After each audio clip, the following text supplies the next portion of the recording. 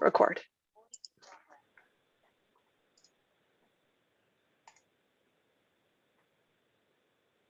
Okay, well, great. Good afternoon. I am Maureen Weicher, the membership chair of AIA Nova's Committee on Architecture for Education. I want to welcome you all here today to this event. Please introduce yourselves as well by putting your name in the chat and where you're joining from today. We are so excited for this program, the Whole Child Policy Program and the Built Environment. This is part of the CAE's film series and our third quarter where we have been focusing on sustainability and wellness topics. We will begin today by viewing an abbreviated portion of the film, The Whole Child Health and Wellness. This film illustrates how the partnership between Omaha, Nebraska public schools, teachers, administrators, and the community have incorporated and cared for all aspects of students' lives to prepare them to be focused and fit for classroom and for life. Following the film viewing, we will hear from our guest panelists. They will discuss wellness-related topics from architect-led research to the implementation of the WELL Health Safety Rating, so we can bring back in-person learning with confidence. And finally, we will explore the design of an exciting new school building that uniquely integrates these themes of wellness in the process and design. After we have heard from our panelists, there will be a discussion and a chance for all of you to ask your own questions. So before we jump in, I would like to take the opportunity to welcome and introduce our guest panelists. We have with us today, Dina Sorensen. Dina is our nationally recognized pre-K through 12 education design leader, strategist, speaker, and author with a notable background for achievement in the design of innovative, healthy, high-performance schools.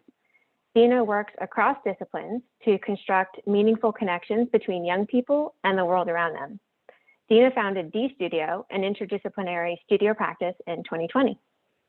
We also have Angela Spangler. Angela brings expertise in human factors along with unique insight as a professional ergonomist. As a member of the commercial team, she supports the global growth and adoption of the WELL building standard, an evidence-based system for measuring, certifying, and monitoring the performance of building features that impact occupant health and well-being. Angela is the sector lead for the education sector, spanning both K through 12 and higher education, as well as the government sector. And we have Michael Camach. Michael draws inspiration from the urban environment. He focuses on the patterns and complexities of daily life intersected with patterns and complexities of the urban condition, which he believes create new formulas that we can use to design our future.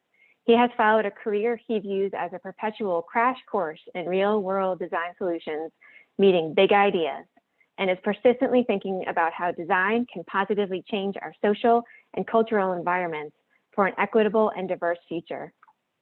And finally, we have Katie Lacourt.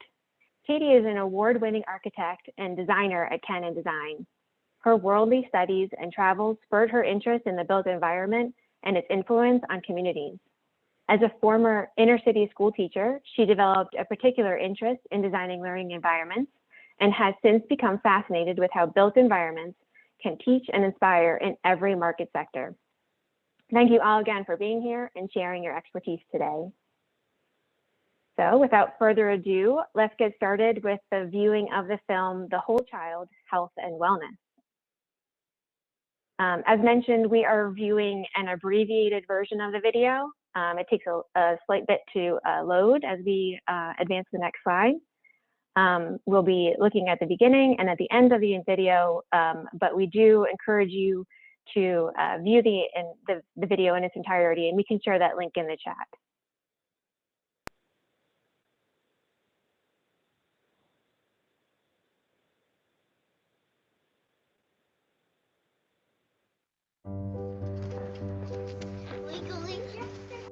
I've lost about 70 pounds in the course of 2 years, starting with a fitness class, and that really helped me to understand what I was doing wrong and what I needed to change with my lifestyle.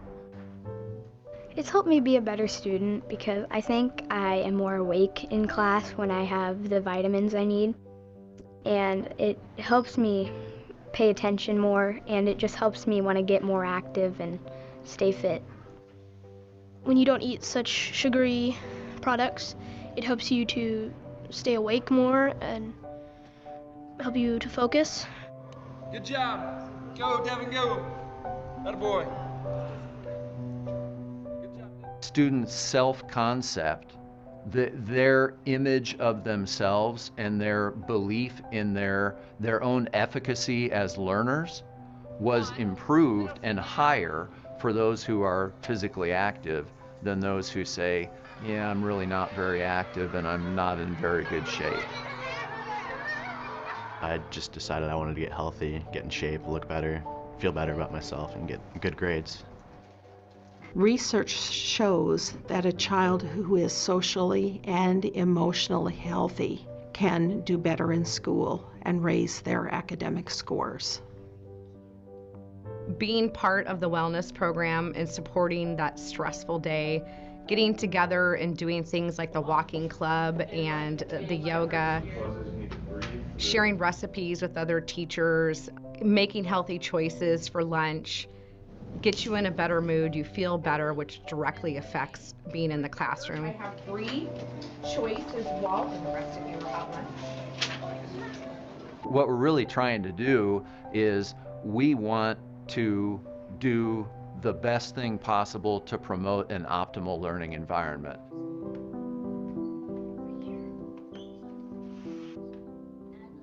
The way our current system is, we have taken a very narrow focus on how we assess how well children are doing in schools.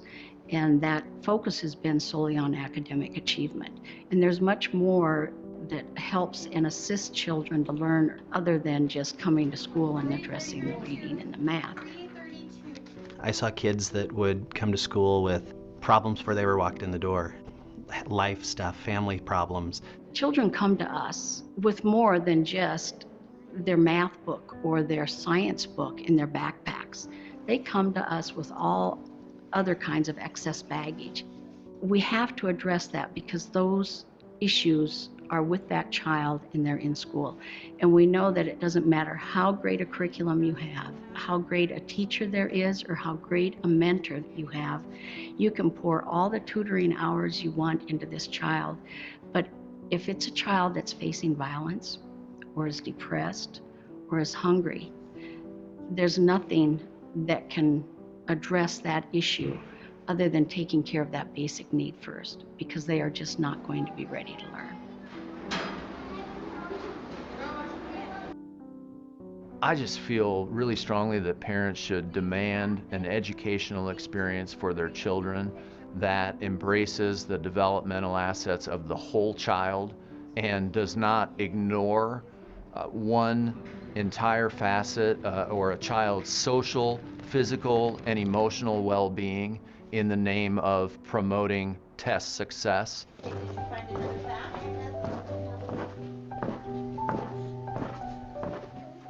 If that child is awake, if that child had great sleep last night, if that child had good nutrition last night, if that child had an environment where their parents like them, if that child is happy to be at school, then we've got a great product sitting in front of us, and now we need to decide what can we do with that.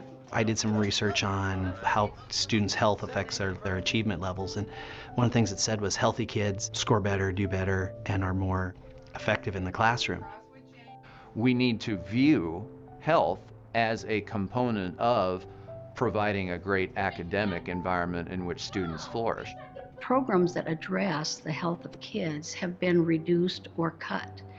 And we're seeing physical education reduced, we're seeing health education reduced, we're seeing recess completely cut or reduced. Counselors are being reduced.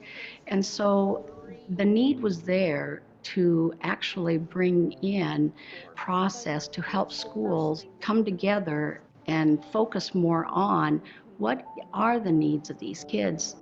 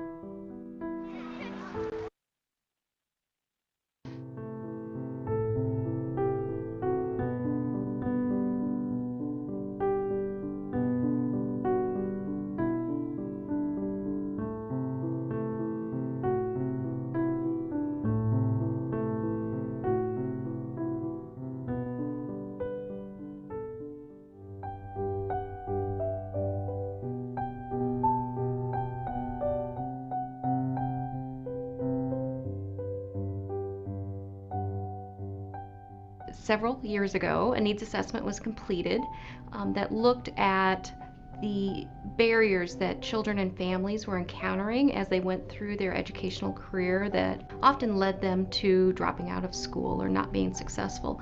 And health was a huge indicator and had a huge impact on the ability of a student to be successful in the classroom. If we were to call a mom and say your little one possibly has strep, please take them to the doctor, we would then be assuming that A, they had a primary care physician, and B, they had the transportation to get there, and C, they had the language, which for a lot of our families, those three factors would limit them. And the children just wouldn't be treated and they would miss days and days of school. So we worked with community stakeholders to develop a model that helped address health needs of students that partnered healthcare and school in an environment that families and students felt comfortable. And through that process came building healthy futures to address many of those health needs. If you were to go to your pediatrician, they have the exact same things that our clinic offers. We're able to do immunizations, we're able to do physicals, sports physicals, and entering kindergarten physicals.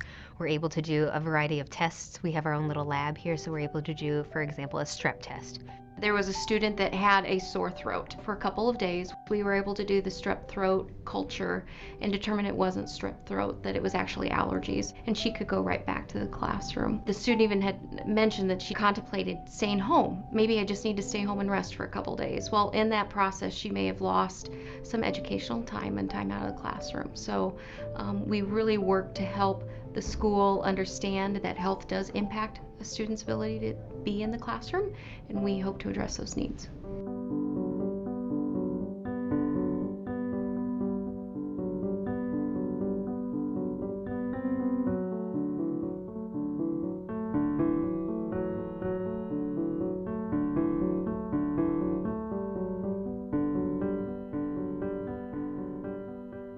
A number of years ago, we had a group of staff members who felt that wellness, nutrition, what they were doing at home was not just important at home, but it was important at school. And we found a lot of carryover. We know that if staff are not healthy, they can't do a good job teaching. And so unless we address the health needs of staff, we can't address the needs of our kids.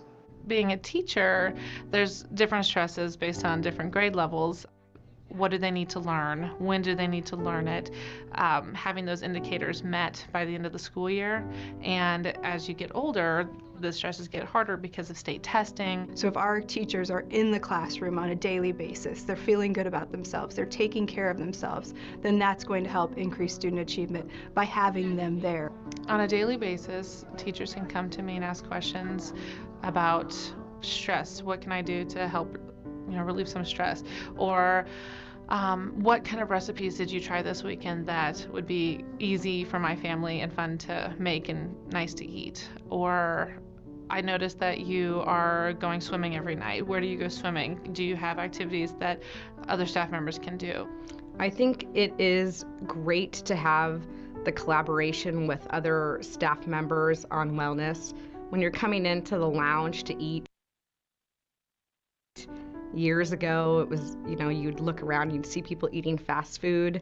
Now you're sharing recipes, and it just gets contagious. Last year, we started a Westgate Wellness Walking Club, and during the cold months, we walked throughout the school, and during the warm months, we walked throughout the neighborhood. We've kind of gone above and beyond to try to promote wellness within staff. We involve them very much in our family nights, but we also involve them with public health solutions. We give flu shots, provide that opportunity. We provide some health wellness checks where we'll check their blood pressure. We're screening all of our staff, providing them the opportunity to learn about their health. So it's not just students, it's staff. Kids are resilient. They're also very smart. They know when they see a teacher, if you're not feeling good or you're not in a good mood, they feel that, they know that, and it affects them academically. So I think coming to school every day and feeling healthier and being in a school district that supports that directly affects the students.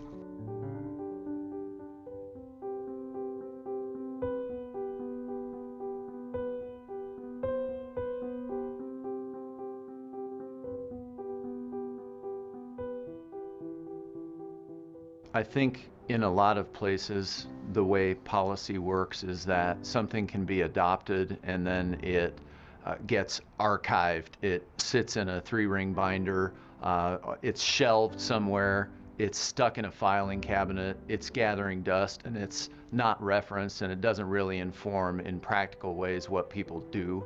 Here at Norris, what we've tried to do with our student health policy is we really want it to be a pretty powerful thing that helps to govern our actions on a daily basis. It's important at 8:30 when they arrive, it's important at 3:30 when they leave, it's important when I'm at basketball practice, when I am singing on stage. It's not just important at the here and now, it's important every day. I think this school is really good about being healthy, and I think all other schools should be that way. Work with your school and help them understand that the education of their child goes hand in hand with the health of their child. Ask that they implement school-wide health policies that help ensure that your child is well every day, that it's in a healthy environment. I think it's very important to have a wellness program in your school because it seems like you can accomplish much more when you're fit and active. We are not some sort of anomaly or outlier or bizarro world. We are just doing good educational practice. There are an increasing number of school districts across the state that are committed to doing the same kinds of things. If we can commit to doing that together, we will provide a better public education for our kids.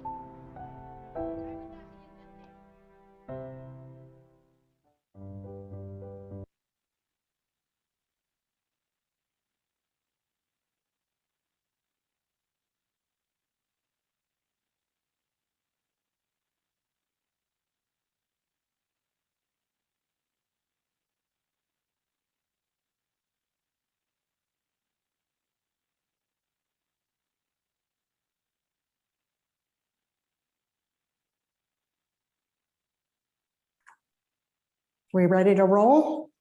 We're ready to roll. Awesome.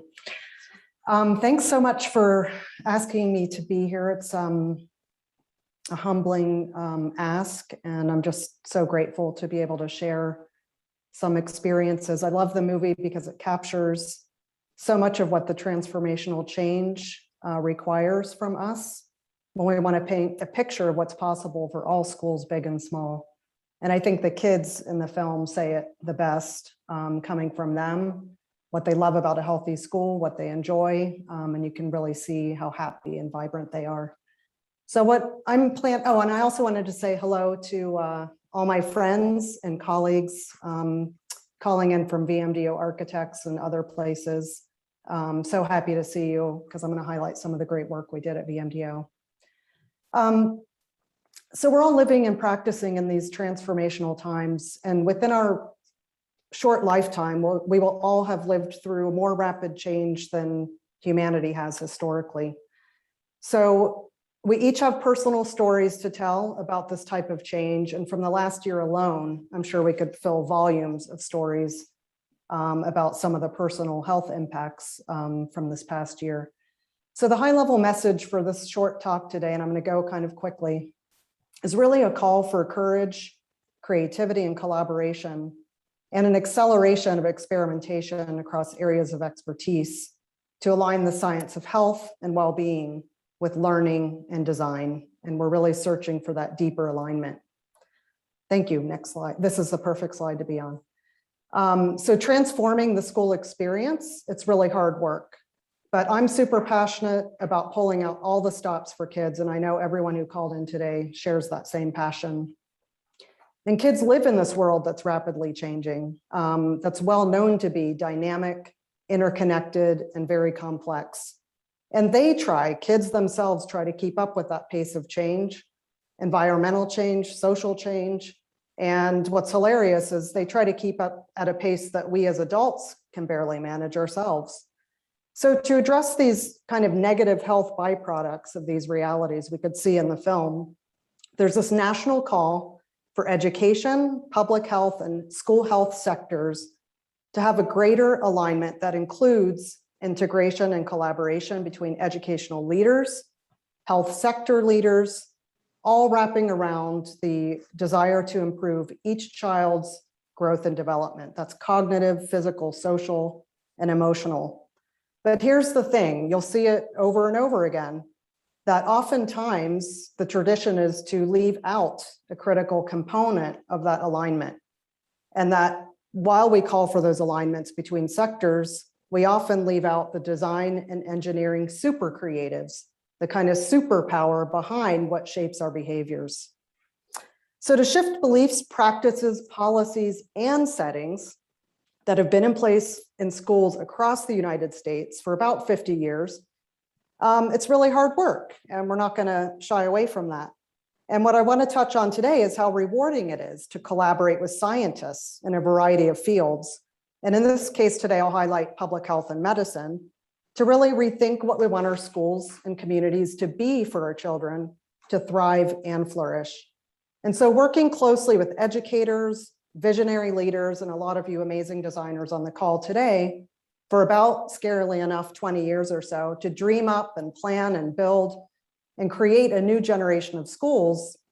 It's really through working with researchers through over half of that time that I've come to believe that when schools really prioritize health and well-being in a child-centered capacity, those same communities will be on the leading edge of what matters most for our future, our children's future, not just our future, and for the planet's health. So to fulfill every child's right to become a happier human being and to be a fulfilled member of the human family requires all of us, all sectors, to decide what kind of world we want to leave to future generations. It's not the sole job of the architect or the building. It's not the single job of a parent or a teacher. To do this work, we must all choose to see the world through children's eyes. We must find the courage to collaborate, to reorganize school around human well-being as that centerpiece for deeper learning. We can go to the next slide. And I know we're all here today on this call because we crave this new vision for kids. We do this work all the time. We want to see it across all schools, not just a single random act of health. So we really want to start building around these ideas that support all kids, not just some children who rely on school for their physical, social, and emotional well-being every day. Because at the heart of our combined efforts across disciplines to promote health isn't just about academic success. It's the cultivation of these inner values, or values for true humanity, true compassion, and true belonging. So transforming the school experience is everybody's responsibility worldwide. And we can even see this amazing play lab in a place far from us. When education remains focused exclusively on external materialistic values, and kids are being asked to show some grit by being internally motivated to succeed, these well-meaning adults, all of us, will always find ways to standardize and sanitize what is a truly beautiful, organic, natural, self-organizing, biological need in all of us when we're coming into the world. We learn through individual driving forces for creative exploration and expression, curiosity. We have to move to learn. Multisensory experience is a critical feedback loop.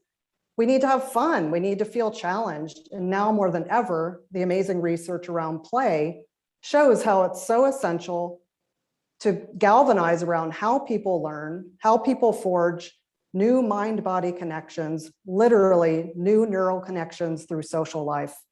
So hence, my rooftop message today is that hands down, no matter your background or your status or your discipline or your expertise, we all come together around a shared vision that all children deserve a healthy start to their lives.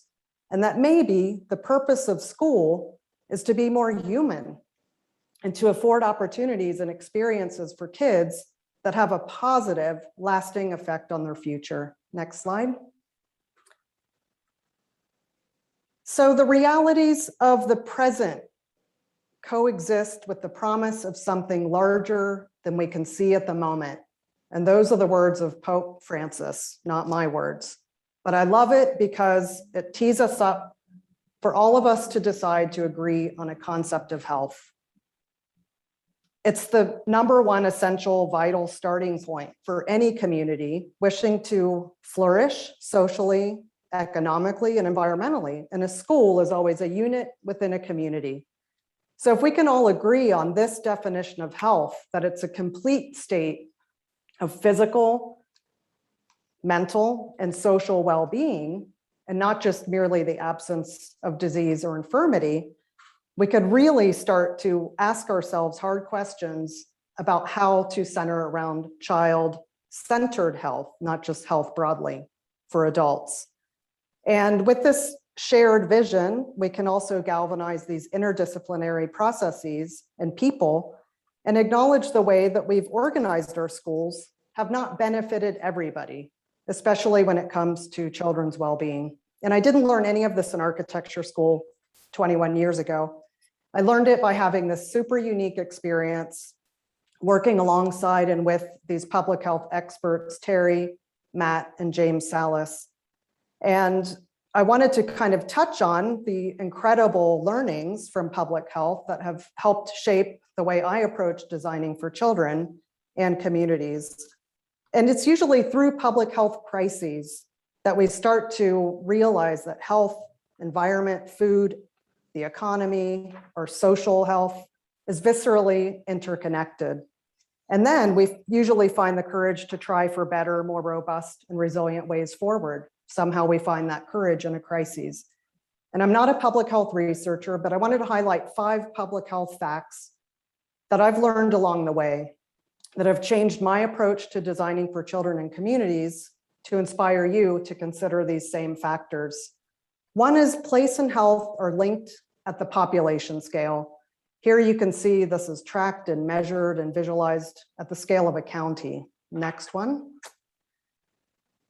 Next slide, please. And then you can also see how it's tracked, measured, and visualized at the scale of a neighborhood. And you could be sitting in your office today and 1 mile down the road, there's a community with a lower life expectancy. So what's going on there? The second most powerful public health fact is that equity and health are linked. And we have a lot of incredible research helping us to understand what to change, what to transform. Most often, the most vulnerable populations are children, minorities, African Americans, Hispanics. Those built environments are not benefiting them to the highest degree of what's possible. Next. And the third one is that systems and health are linked. And so we need to think deeply about the tools and methods and approaches to design that start to target and reverse some of these trends and putting children in neighborhoods and designing more walkable neighborhoods, walking, biking, just really, really healthy options for kids that start to create new systems toward health. And the next one. This is obviously something as designers, we know intuitively, we see it, but we also know from research and science that learning and health are linked.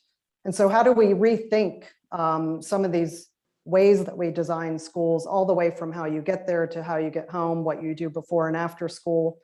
And how do we lean on this research and start to translate it to really see an uptick in health across all the barriers that are known to public health?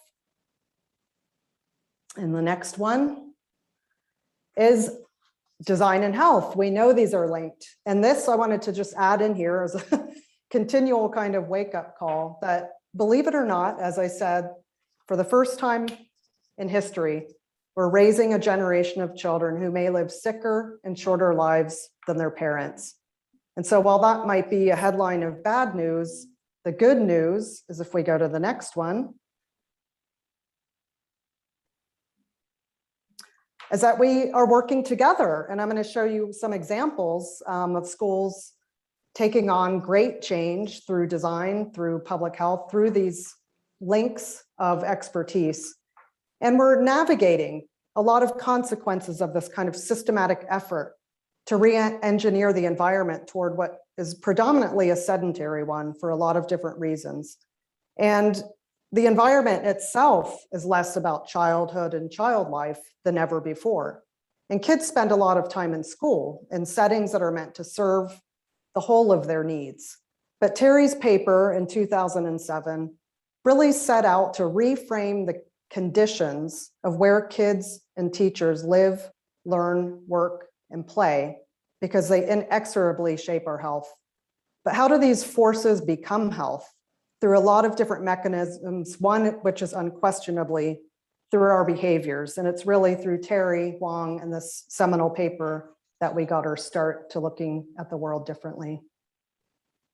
Next. So while public health is built on success stories like reducing population smoking or improving seatbelt wearing, all of those changes took decades, further emphasizing just how hard it is to effectively change behaviors that lead to better health. So our question was, what if we can make the healthy choice the easiest choice for kids every day at school by applying the best of the science with the best of design for learning? And what if we could move hundreds of schools forward rather than one school at a time, so we could help create a movement and a culture of health?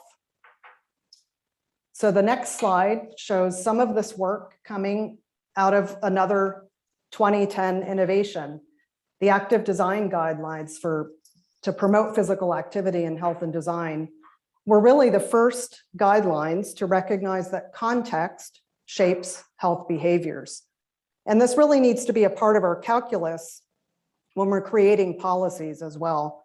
So if the context is changing, the policies need to change as well to create those permissions to flourish and to create that resilience for change. So we literally took the active design guidelines and asked these same questions. How do we take all the best of the science, look at all of those spatial, those places and touch points that kids go through throughout the day, and how can we create a new framework that really promotes healthy behaviors, attitudes, and norms throughout school, promoting physical activity and movement in a natural way and promoting healthy eating. So we also know that secondly, health behaviors are often driven by really broad social phenomenon. It's not just space that triggers new behaviors. It's the people you're with, it's the culture of the place. And so these tools for changing behavior have to extend well beyond the individual and fundamentally tackle these cultural norms by bringing us back to the context. And so you'll see within these design guidelines, they're really built around 5 topic objectives, and then they start to break down into 5 design domains. And most of those are all of those ways that we can rethink school experiences to promote healthier behaviors for that long-term effect of change in kids' lives. So the guidelines are a roadmap to promote health behaviors, but they do even more, I think. They perhaps sharpen our thinking about the importance of anticipating and valuing a range of behavior changes when the context changes, like the built environment. And they engage us with asking always, how can we change a context in such a way that it promotes healthy behavior, like healthy eating or physical activity? We can go to the next one. And so this is also mapping out, again, 5 objectives, 10 special design domains, where we did systematic literature reviews. We pulled the strongest evidence from science, and we made it easy for schools and educators and researchers to take these guidelines, apply them, continue to build on them, creatively interpret them, and move toward that culture of health.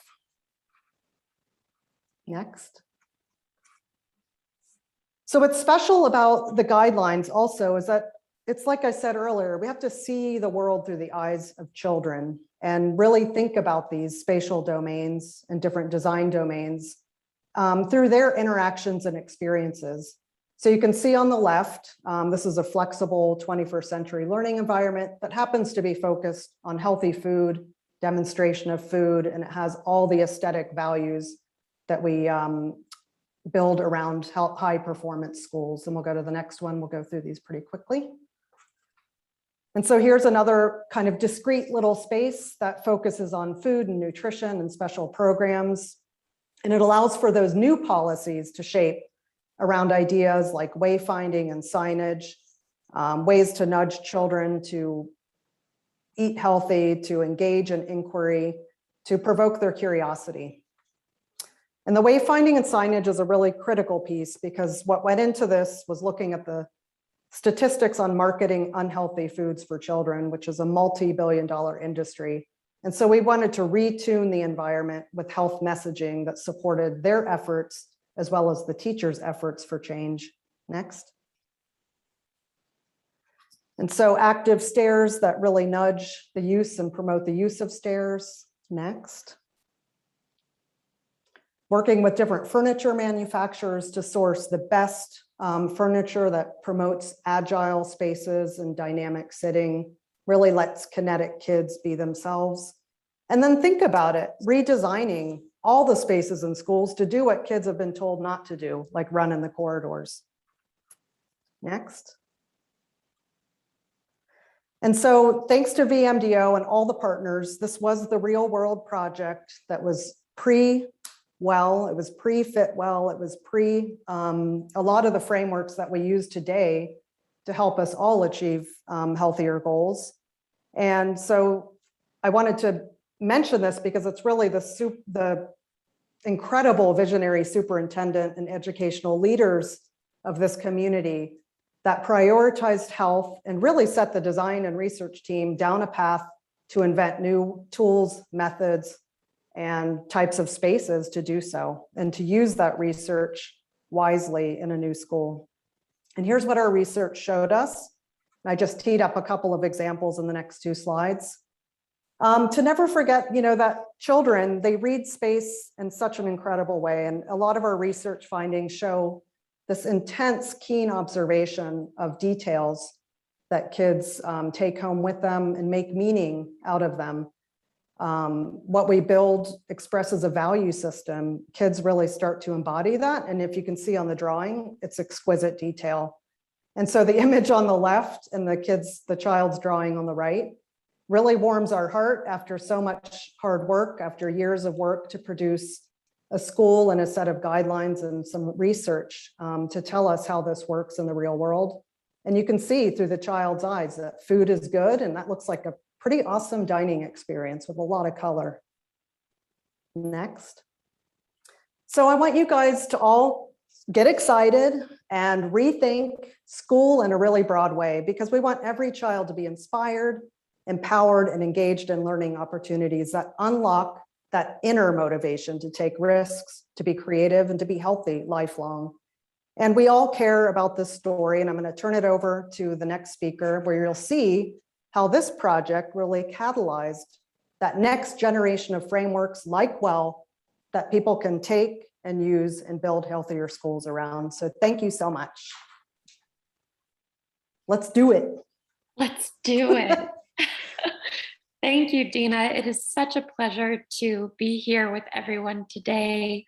My name is Angela Spangler, and I am coming to you from the International Well Building Institute, where our objective is to design all different spaces and places all over the world that really prioritize the human experience. We've recently coined this term, people first places, that really seeks to encapsulate that definition from the World Health Organization by creating spaces that will really enable people to thrive. Health is truly not the absence of disease. Health is an environment that leaves you feeling refreshed and rejuvenated at the end of the day, more so than the beginning of the day. And one of the reasons that I'm personally so passionate about this, you might have heard in my introduction, as an ergonomist, I spent the beginning of my career really reacting to design interventions, helping people towards the end of their career as they were getting promoted and transitioning into newer offices to truly understand how all of these elements of space influence their happiness, their well-being, their productivity, their physical health, their mental health. And before joining the International Well Building Institute, I wrote them a letter and said, I think preventative design is important, but if you truly want to make an impact, you should really prioritize healthier schools, because we need to start with the youngest and most vulnerable populations and set them up for success for an entire lifetime. So if you'll go to the next slide, please. And I'm on a bit of a delay here. WELL is truly focused on everything that the building can do to support that health, as well as layering in policy level interventions that talk about organizational programs and trickle out into the community or society at large. So in the next slide, you'll see, I'll talk you through some of the various different programs that we've developed over the years.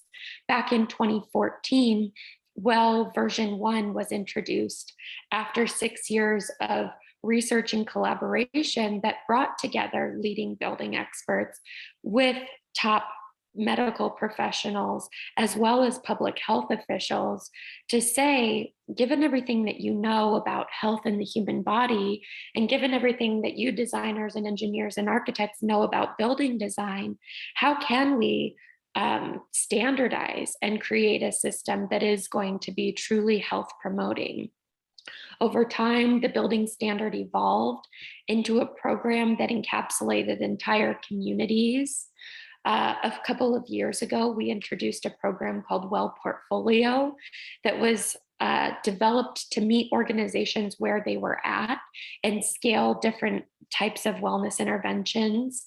Over the last year, especially in light of the pandemic, when everyone's realizing truly how important their spaces are, we introduced a task force against COVID-19 and other respiratory infections, and introduced the health safety rating, as well as graduating WELL from its pilot form in its second iteration into the standard WELL version 2 that it is today. So what I'm going to spend most of today talking about is the latest health safety rating, which you can see is the subset of WELL offerings that's truly developed to respond to this crisis and this moment that we're in. I'll give a little bit of context for anyone who's unfamiliar on the line about WELL certification in general, and a quick overview of portfolio, but just so that you can see the programs in relation to one another, we're really zoning in and talking about WELL in response to the pandemic right now.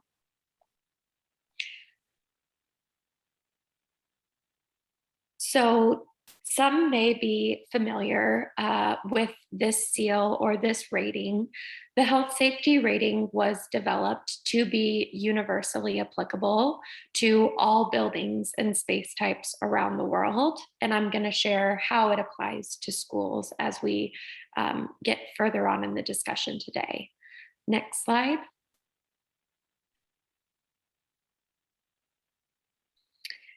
The health safety rating, this is the first time that we've ever created a signal to the community that it really is consumer facing, with the awareness built in with this QR code, where individuals can approach a building that has achieved the health safety rating, quickly scan that code, and understand with relative ease what the rating stands for.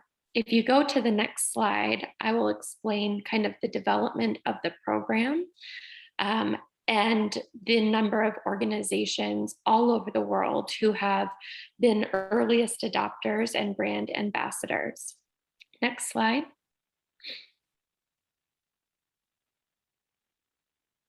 So the rating is comprised of a total of 22 features that are divided into these 5 major categories.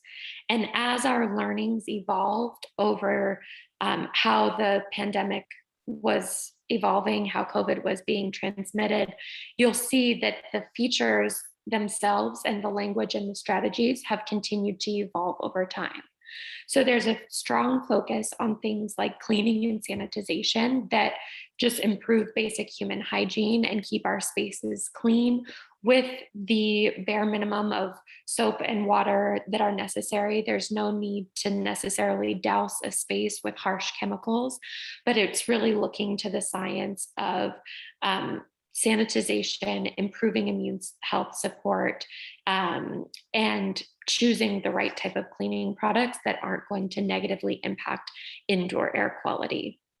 The pandemic also highlighted in this moment that many organizations were not prepared for shutdowns, were not prepared for returning to buildings. They didn't really have this emergency plan in place. So there's an entire category in this rating with 5 features that are looking at business continuity plans, healthy reentry plans, emergency preparedness that spans more than just the pandemic itself, but looks at all sorts of things like natural disasters. We've lived through wildfires and crazy climate change related impacts to our physical environment. So all of that is encapsulated within those features in the emergency preparedness category.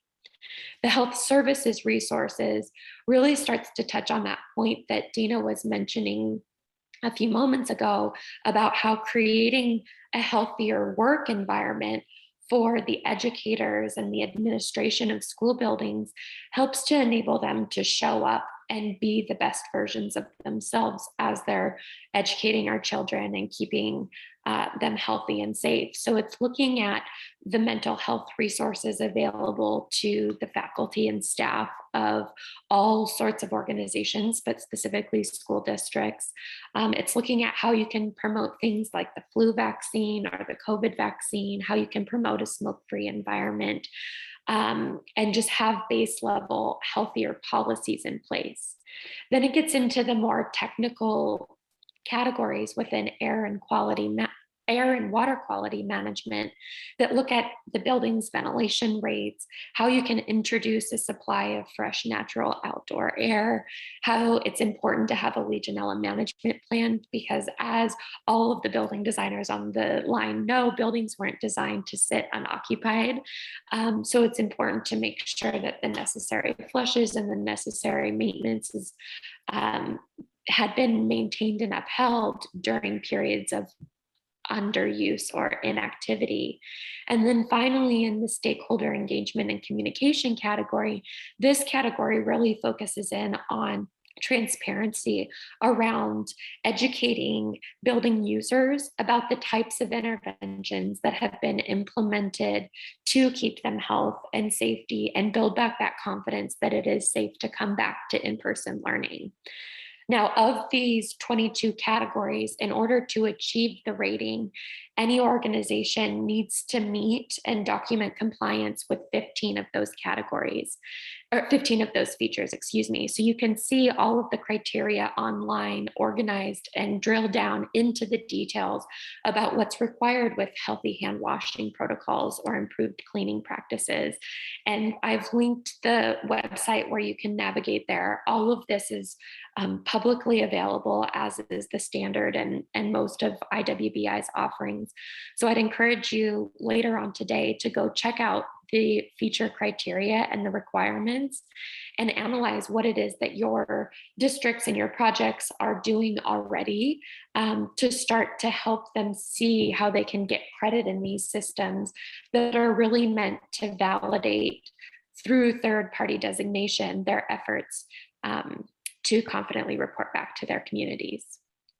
Next slide. So you might have noticed earlier this spring, we launched a public awareness campaign that brought together people of influence with those of expertise, like Dr. Richard Carmona.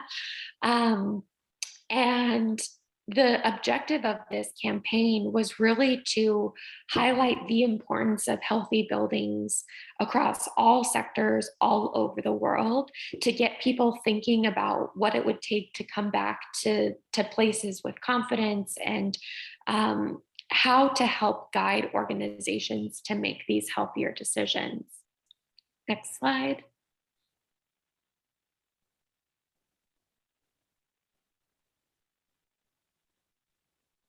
now thinking a little bit more holistically about the framework that underpins the entire WELL standard. WELL brings together, as I mentioned, everything that the building can do, and it elevates the roles of architects and designers and engineers as these agents of public health who can influence design standards, who can speak to operational protocol, and it marries that with what an organization can do from a policy perspective to make that healthy choice the easiest choice and gravitate people towards selecting that apple as opposed to the bag of chips, or taking a staircase as opposed to taking the elevator. So it's really this combination that's broken down into these 10 different concepts when you're thinking about the WELL building standard at large in the pursuit of certification, that's standardizing through performance verification and on-site testing, just how healthy the air and the water and the lighting and the temperature and the acoustics of the space are. We're setting these thresholds that says, you know, there needs to be this many air exchanges per hour to improve ventilation rates, which is critically important during a pandemic that is airborne. And then it pairs that with policies in the nourishment category, in the movement category, in materials, mind, and community that are going to start to look at things that really can shape the culture of health throughout their organization and can tie into some of humans' innate desires to be connected to space and culture and the environment and really feel supported and at home in whatever space it may be that they're occupying. Have you shift to the next slide here? And portfolio kind of takes a larger step out, and it looks at, I'll go to the next slide, please, how you can apply those strategies across all 10 different concepts within WELL and start to make incremental improvements over time. So whereas the health safety rating was looking at that subset of 22 features, portfolio program is truly looking at hundreds of recommendations and just moving the needle closer. I want to talk to you about some education examples at all different levels, health safety rating, certification, and portfolio, and show you some examples of schools and communities, especially nearby, who have achieved the health safety rating and are enrolled in portfolio towards some of these incremental milestones along the way. Let's see, next slide, please. Thank you. So WELL as a whole has over 30,000 projects encompassing almost 3 billion square feet in 99 countries around the world. When you drill in and just look specifically at the education projects, there are dozens of education projects encompassing 3,500 buildings all over the world. And those are the ones I'm most excited to share with you today. Next slide. So when it comes to WELL certification, which was the original program that we introduced back in 2014, we were really proud to announce that Untitled #1, which was a nature-based learning center in Santa Monica, California, was the first prior to any within the higher ed sector to fully achieve certification. The portfolio story I'm going to share with you today is a collection of districts throughout rural Ohio. And then I'm going to talk a bit about the Fairfax County Public Schools pursuit of the health safety rating, as well as I think one other example. So let's switch ahead to the next slide. So Orville, with their portfolio pursuit, they enrolled 9 buildings, actually in very early 2020, across 3 different school buildings that shared the same superintendent in the pursuit of portfolio. They knew that they weren't going to pursue certification on one building in particular. And under that portfolio framework, they were able to prioritize really what they wanted to achieve over time. In 2021, they've decided that their first incremental step along this journey is going to be achievement of the health safety rating, and they're in the process of pursuing and achieving that right now.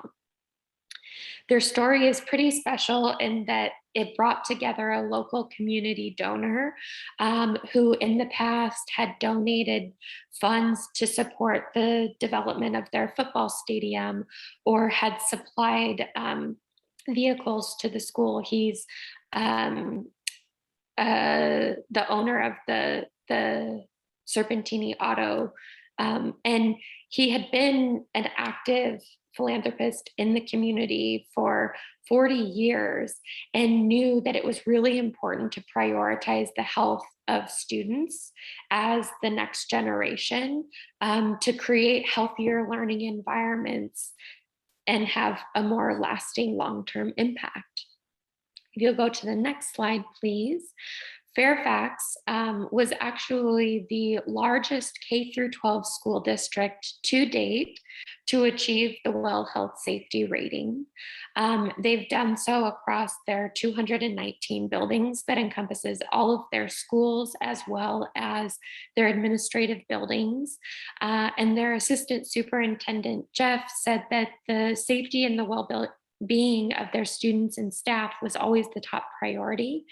And by ensuring that buildings are optimized to provide healthier learning environments and work environments was a critical part of that effort throughout the entire pandemic. They recently announced a return to in-person learning and prioritized and kind of thanked the health safety rating for enabling them to get people back in person.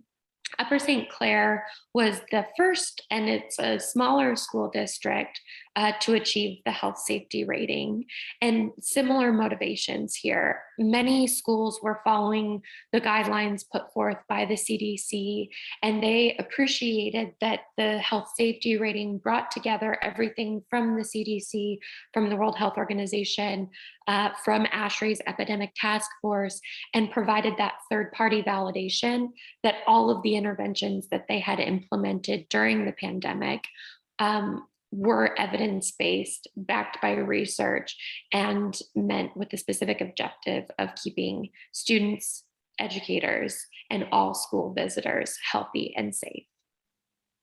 So I'd encourage you to check out a couple of press releases and articles in your free time. We've done a Reopening the Right Way, and that features many more school districts and details their stories of what they've achieved within the health safety rating, as well as an article in the Green Schools Catalyst Quarterly back early pandemic days. We've also had a host of conversations over the past year with leading experts like Dr. Joseph Allen from Harvard School of Public Health about how to keep students healthy, how to return to in-person learning, how to prioritize things like improved ventilation rates and utilizing all of the guidelines within WELL to get schools open and back in person as best as possible. And lastly, before I hand it over, I just wanted to share another free resource that we developed during the pandemic that you'll see on the next slide here, the COVID-19 teacher training.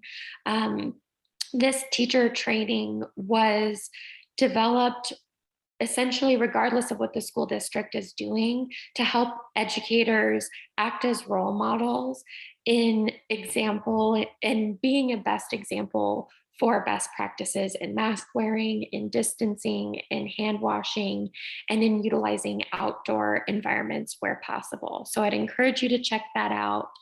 And I look forward to the discussion. I will hand it over to you, Michael.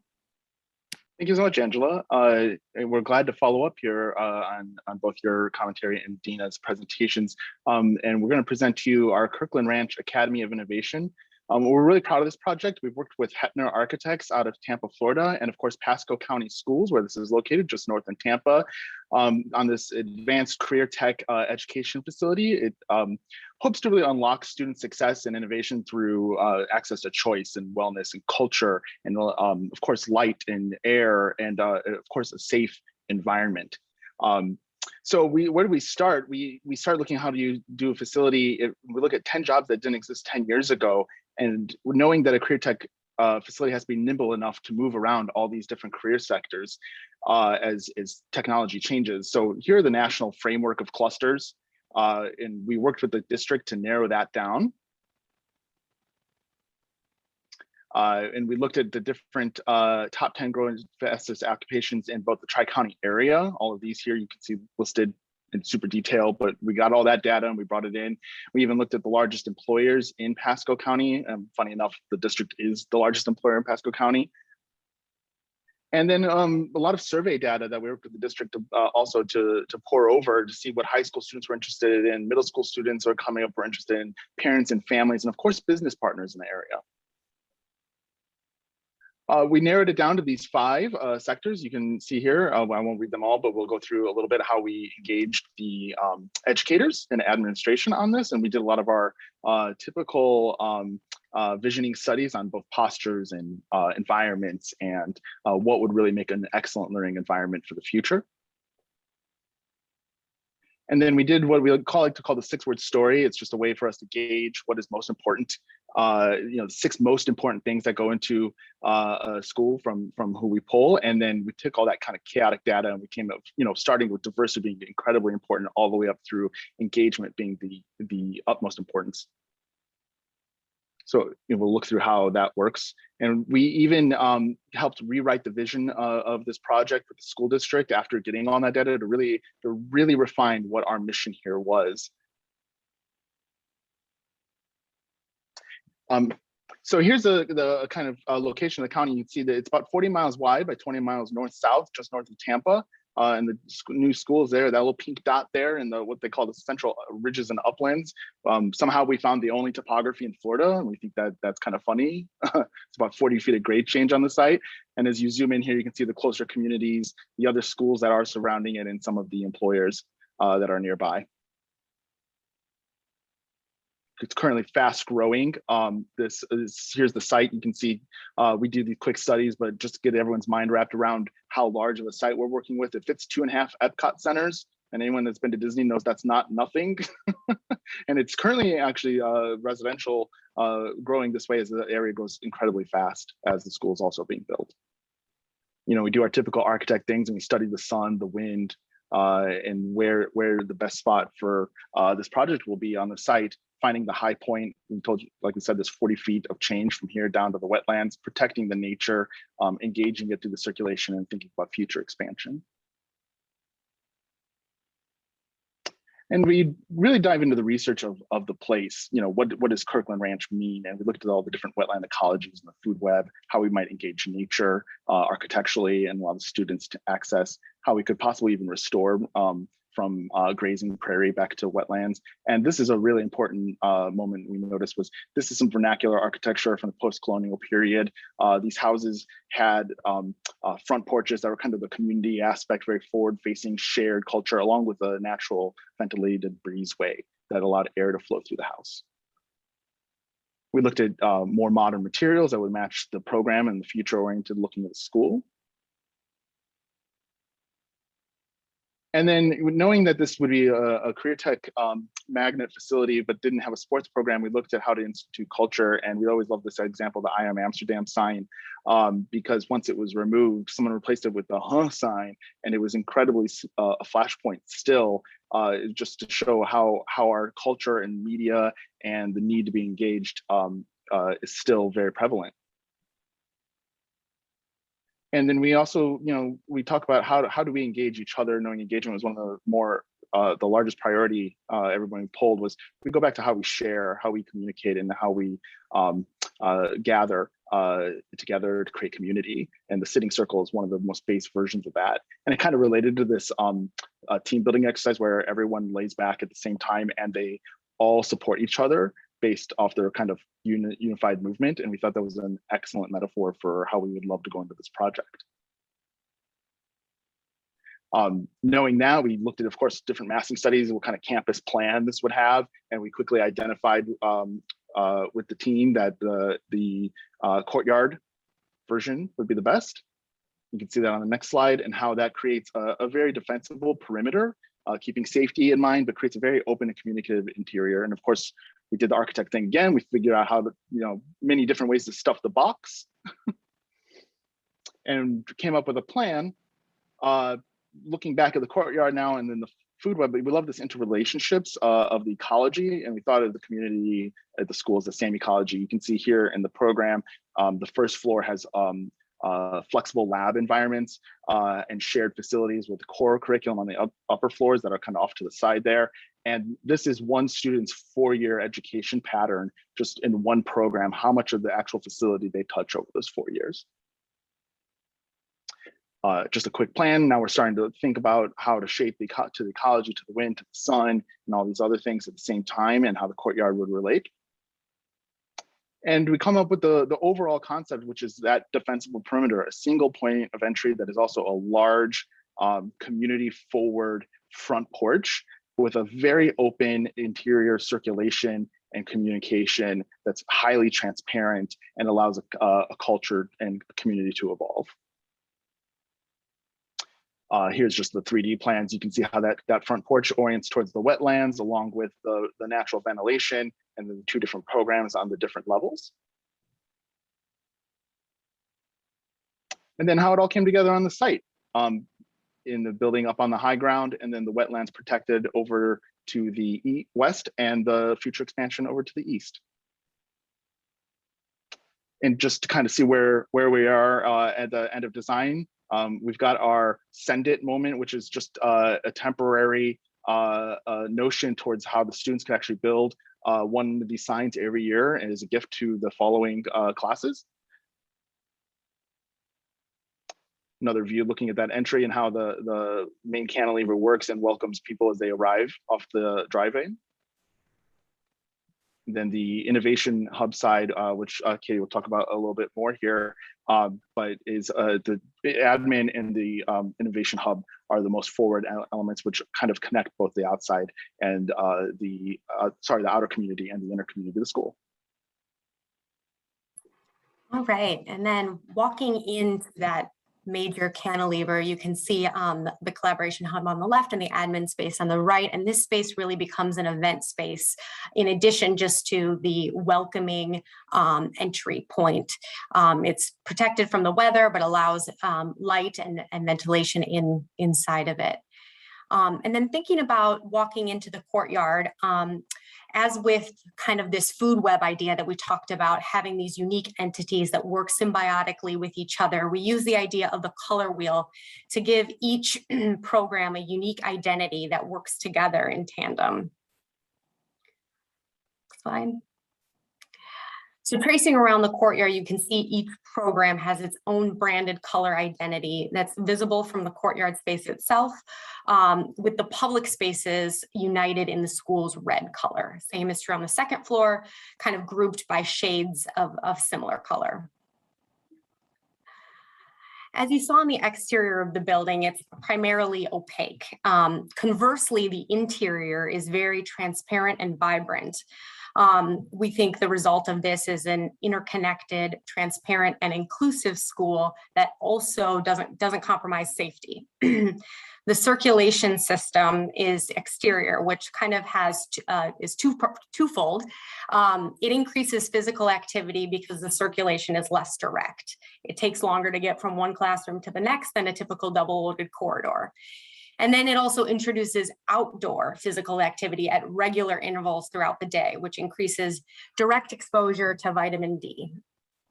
And then lastly, it also provides more visibility into program spaces, since they are directly on the exterior of the building and not blocked by these corridors. So this is the collaboration hub that we mentioned that flanks the entry space. This is a space that connects students and industry partners. It also showcases student work and then promotes the school to future learners. It has both large gathering and small gathering spaces to encourage community engagement and interaction at both scales and promotes equity and inclusion. Next slide. This is kind of from the going back into the courtyard and then into the multi-purpose space, which is intentionally not deemed the cafeteria to kind of remove the typical stigma associated with that, as it provides different types of gathering spaces with its mixed furniture types. It also does not have a traditional servery. That was designed as a food hall concept in an attempt to get students excited about the options and encourage healthy eating. Next slide. And then walking back into the courtyard, we're kind of taking you through kind of how the student would experience the school in and out of the school as they are exposed to daylight at a regular interval. So this is the robotic space. You can see our environmental graphic strategy here was designed to promote the innovative and unique programs that are occurring within each of these spaces. The graphics only supplement the actual activity that's going on, but is a kind of broader projection of what's happening. This is the automotive space. You know, as Michael mentioned, without athletics and music that compose the culture of a traditional high school, this Kirkland Ranch School really celebrates CTE to become that culture and inspire new career pathways by showcasing the activity of all of these activities within the courtyard itself. This is the electrical lab, and which is an example of the kind of cross collaboration, not only visually through the courtyard, but actually actively through partnerships with adjacent programs. The building trades program actually builds the studs and the electrical lab outfits them. Next slide. So then walking back out into the courtyard and back into the cybersecurity, this is in addition to the graphics, you know, that we're showcasing here on the left. This space is a good example of how we've organized the program itself to maximize the visibility within the space, as this is kind of proportioned to have the maximum facade exposure, and then the computers are oriented towards the courtyard, so you really see what's happening. You know, really focusing on the premise. If you can see it, you can be it.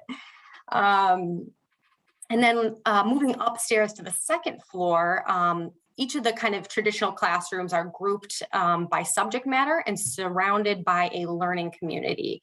The idea being that students have a comfortable and productive space to learn outside the classroom as well as inside the classroom. And then as daylighting is really important to everything, we've integrated daylighting in the learning communities as well, even in some of the deeper spaces. And then, you know, lastly, our kind of traditional classroom design. The idea here is that no classroom has the same furniture layout.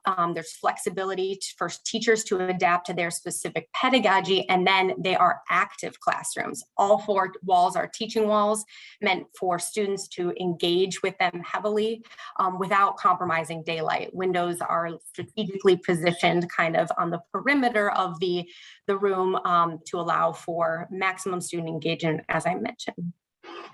So Michael's going to talk about security. Yeah, you know, it's incredibly salient point knowing that this is in Florida and where several incidents have happened of note, but how it factors into mental health and wellness for the student at the same time. And we started by looking at it kind of like an onion skin in a couple ways, but what started with thinking that visibility, connectivity, accountability, and openness were incredibly key to creating a safe environment beyond just the kind of physical parameters. And we did that by first analyzing the site, building the classroom, the commons, and then the classroom. So that's part of that onion skin strategy. And you can see on the next slide how we looked at that in terms of the site, the shell, and the compartment. Next slide, please. And then so here is a large site, but of course there's two major points of entry, potentially another one in the future. Those are your first perimeter. And then the building has the hard red line there is our more defensible perimeter of the actual structure.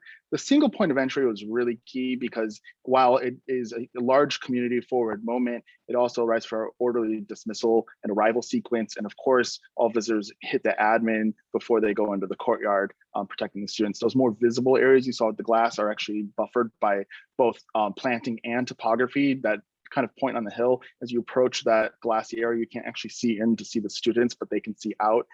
And then each compartment within the building is not traversable. You have to go back out into the courtyard and be exposed if you're trying to get from zone to zone throughout the building. And then, of course, within each of those compartments, there are areas to get away from transparency as needed to kind of go through the typical protocols. And then lastly, of course, there is a way actually to egress on the first floor. The second floor has similar hidden doors that get you through different ways through a third space. But all this to keep in mind that we know that safety plays an incredible part of the student experience nowadays. And we want all the students here to feel safe, but not have to feel totally encumbered by security throughout. So here's the money shot of the main entry that I think we saw a little bit earlier. And the best part is it's not just theory, it is practice. And today it is under construction, working with creative contractors out of the Tampa area and doing an excellent job. And I think this is already a couple of weeks old, but we're really glad to see it coming through.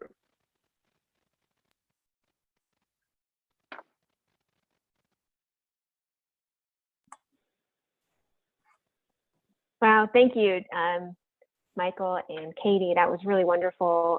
Appreciate Angela and Dina, your contributions.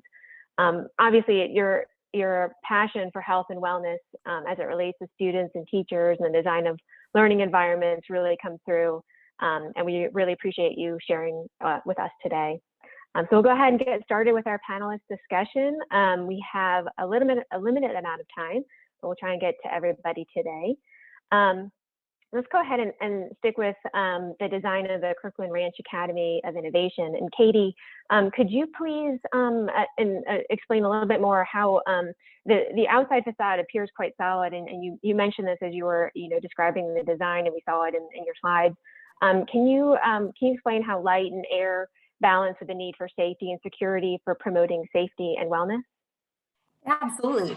So as we talked about, there's kind of this converse relationship with the exterior and the interior. Exterior being super solid or super solid appearing, but it actually has, each classroom has sufficient windows. They just are covered with a perforated screen, which is twofold. It both serves as a way to kind of diffuse some of that harsh Florida sun as a solar control. And then it also serves as an additional layer of security in case of a traumatic event.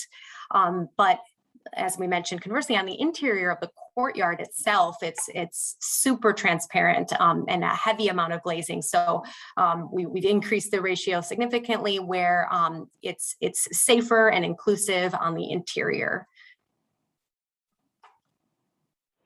Excellent. Okay, that helps. Helps explain it. I guess, Michael, in terms of the design and mentioning the courtyard itself, can you explain a little bit how you dealt with the heat gain within that courtyard? Yeah, perfect piggyback onto what Katie just mentioned is the interior. The outdoor circulation is meant to kind of increase kind of your experience of the outdoors, but that same circulation also serves as solar shade for all that improved glazing ratios that we have in the interior. And it's about a 2-to-1, I believe. So it's because the 8-foot corridor actually helps shade all of that glazing as it goes through. Along where we didn't have the corridor, we have the roof overhang actually pull out a little bit farther and shape the overall experience of the courtyard to keep that looped flow.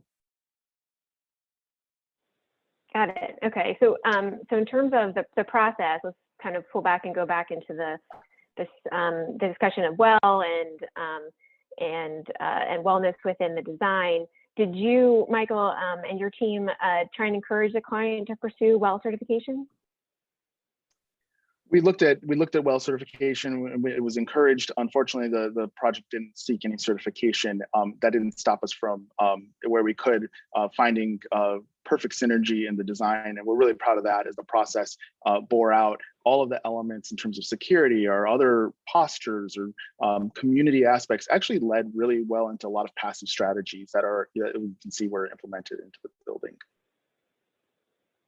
Excellent. Yes, we can definitely see that. It's an exciting school. We can't wait to see the final pictures. Angela, I guess let's talk a little about the health safety rating and how how is it utilizing policy interventions to keep schools safe? You know, thank you for that question. It's really looking, kind of building on Michael's answer here, it's really looking at capitalizing on what schools are already doing and how they can partner with existing relationships to identify where they're getting it right and how to validate those efforts with that third-party seal that's very visible and has been promoted through that national campaign. So it's the program was really developed essentially to demonstrate a sign of leadership and let those schools that are doing the right thing kind of stand out and shine and inspire other schools that benchmark to them to do the same types of interventions and efforts. Okay, that makes a lot of sense. And I guess thinking about our audience here, is there a role that designers can take to support the districts in this effort, specifically related to the health safety rating? I think that designers can talk through kind of that whole wellness journey and talk about, you know, WELL's not reinventing the wheel here, right? We are truly awarding and rewarding best practice design when it comes to things like encouraging movement, encouraging healthier eating, providing better access to daylight, improving the fundamentals of the building design in the space to create the better outcome. But I think knowing that the health safety rating is the easiest first step because it's so limited in scope to responding to what schools need to focus on now, which is keeping spaces clean, keeping air quality flowing, and a good supply of outdoor air to keep students and educators safe and getting them back in the classroom. And then talking about, okay, you took step one, which is this big. Let's talk next about step two, which is going to expand our worldview into more WELL strategies. And even though a school may never pursue WELL certification, they can still benchmark to the WELL features, which are freely available online. And if they want to get credit for that along the way by doing so in a portfolio type program, they can kind of start to collect these incremental milestones, like first step, health safety. Next step, we're going to tackle everything that we can within the air concept. Then we're going to move on to the movement category because we know that physical activity is so important for school-aged children, and just be a little bit more systematic. So the role of those designers is really saying, we're going to be your strategic partner long-term, and we're going to help you every step of the way benchmark to an evidence-based intervention that's just going to help to move that needle incrementally over time. That's excellent. I think that's really great advice for all of us listening today. And your mention of not reinventing the wheel, this really, I think, pulls us all the way back to Dina's discussion about, you know, how the periods of public health crises have been an impetus for change in society. Dina, what has the year of the pandemic revealed about design, health, and learning in the lives of kids and communities? Yeah, I think we could have a whole separate webinar on that question. I think it's a really important question for all of us to reflect on. I think what comes top of mind for me is really what's the next frontier for all of us. So while we have these gorgeous frameworks that help clients, you know, get to where they're going when it comes to health, well-being, and high performance projects, we also have to continue to work really hard on the back end on what that next frontier looks like. And I think the pandemic has brought up, I think, a huge opportunity to look deeper into the human resilience factors, look into that science, and combine it with climate change impact. I think that next frontier is, what is human resilience? How do we support it, promote it, and do the same thing we're talking about today, shape policies around it, practices, et cetera? Because human resilience is really the result of three things. It's anticipating change, either through adaptive strategies or anticipating change through transformational strategies. And I really think that is where we're headed, you know, over the next 20 years. It's wonderful. Thank you. We're just about out of time, and so I wish we could keep going and we could keep this discussion. But I want to thank all of our guest panelists, CAE volunteers, AIA Nova, and Virginia AIA for all combining efforts here for this wonderful event. Just as a reminder for information, there are future events. The Committee for Architecture and Education, we meet the first Thursday of every month. So we have a couple of really fun things coming up. If you'd like to learn more, get involved, please reach out to myself, Janine Katab, or Meredith Ellinger, who are both the committee co-chairs. And with that, we will adjourn. I thank you all again and have a wonderful afternoon. Thank you. And Maureen, there was a quick question of, is there a way to request certificates after this? I know we will be reporting for everybody, but for audit purposes, is there a way we typically give out certificates? I'm not sure on that one. I'll have to do some research, and we'll go ahead and ask our leadership in the committee to see if we can help that. But certainly reach out to again, myself, Meredith, or Janine, and one of us will track down that for you so that you can make sure you've got the backup for your own records. Thank you, everybody. Thanks, everybody. Have a great day.